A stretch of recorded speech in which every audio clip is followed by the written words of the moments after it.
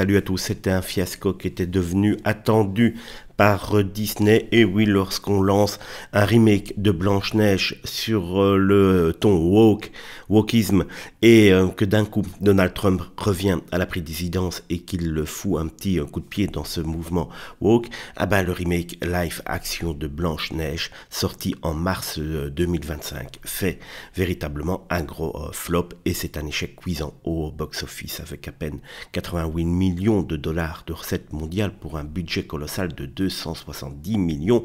Le film s'est effondré, et selon plusieurs sources internes, la faute reviendrait à l'actrice. Si, Disney ne va quand même pas se remettre en question. Révélée il y a maintenant quelques années dans West Side Story, Rachel Zegler n'a pas attendu longtemps pour se faire remarquer.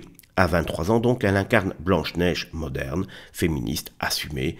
Et oui, on vire les 7 nains pour les remplacer par des lutins, et on met Blanche-Neige, une fille légèrement basanée, mais ça va être de sa faute, c'est pas la faute à Disney.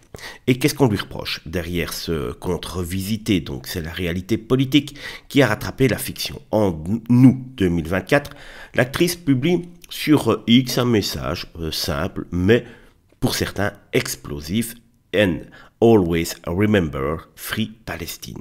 Et donc, pour toujours libérer Palestine. Le problème, elle partage l'affiche avec Gal Gadot, actrice israélienne connue pour son soutien, elle, à Israël. Et oui, on peut toujours mieux défendre Israël que la Palestine.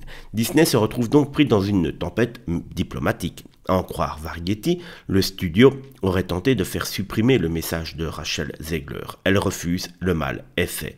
Première, annulée. Promo, saborder, tension interne. Johan Platt, fils du producteur Mark Platt, va jusqu'à accuser l'actrice d'avoir mis en péril l'ensemble du projet. Un message vite supprimé, mais qui traduit un malaise profond. Une prise de parole politique peut-elle couler véritablement un film, surtout que cette prise de position politique n'était quand même pas véritablement une prise de position politique agressive, on va dire. Le cas Zegler divise Hollywood. Certains dénoncent la soumission des studios à l'autocensure, d'autres rappellent que les blockbusters doivent rassembler, pas cliver. Mais une chose est certaine, Disney, cette fois, semble avoir choisi le silence comme bouclier.